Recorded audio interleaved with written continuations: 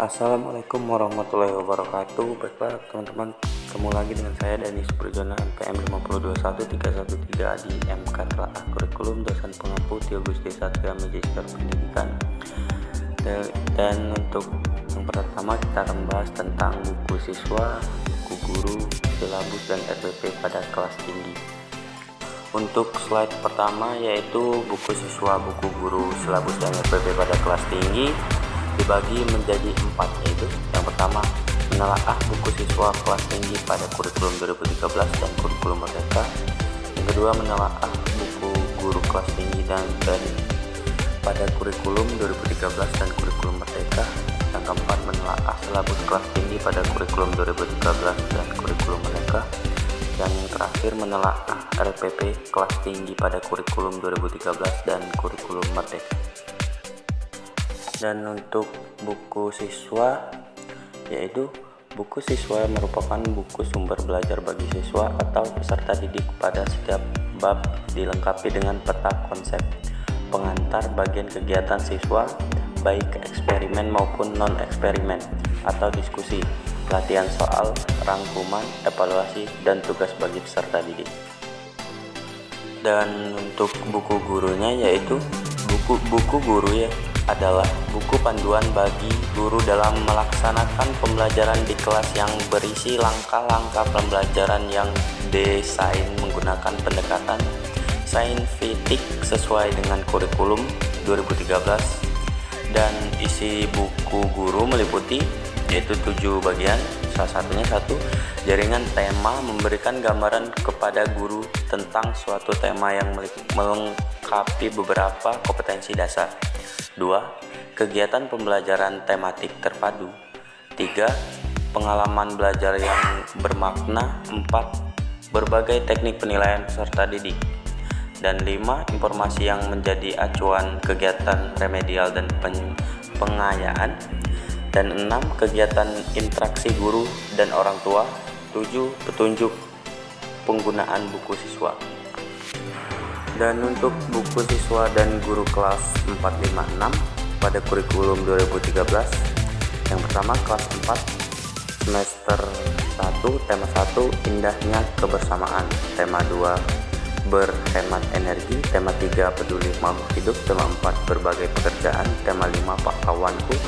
Untuk semester 2 tema 6 cita-citaku, tema 7 indahnya keberagaman di negaraku, tema 8 daerah tempat tinggalnya, tema 9 kayanya negeriku. Dan untuk kelas 5 semester 1 tema 1 organ gerak hewan dan manusia, tema 2 udara bersih bagi kesehatan, tema 3 makanan sehat, tema 4 sehat itu penting, tema 5 ekosistem.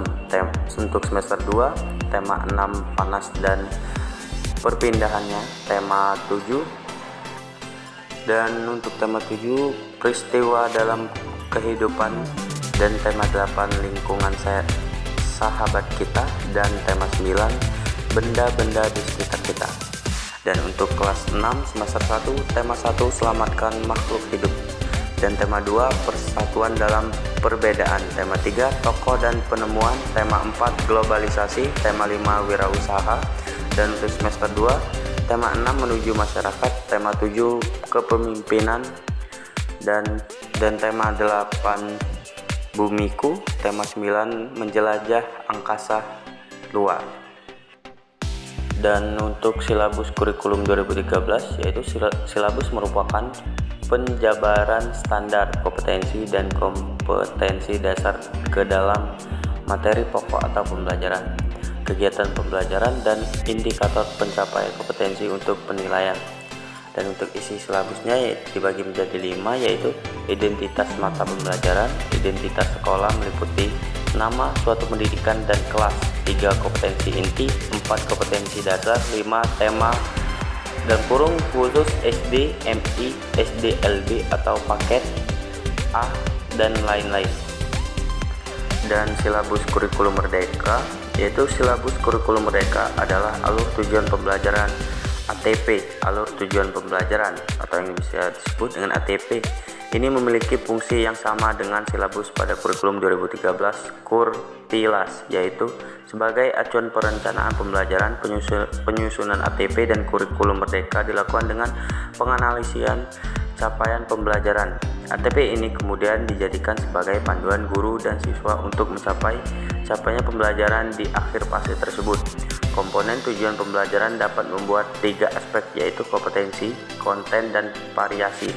Alur tujuan pembelajaran dalam suatu fase dapat memberikan gambaran tentang cangkupan dan tahapan pembelajaran yang linear dan dari awal hingga akhir fase.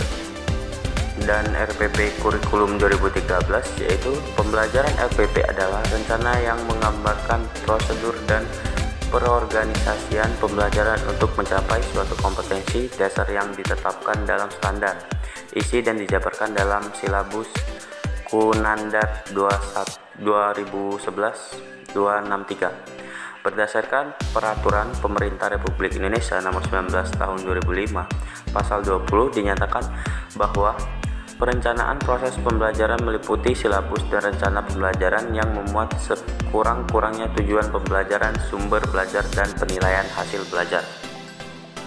Dan untuk slide terakhir yaitu RPP Kurikulum Merdeka Informasi Umum komponen inti, yaitu identitas modul, kompetensi awal, profil pelajar Pancasila, sarana dan prasarana, target peserta didik, dan model pembelajaran.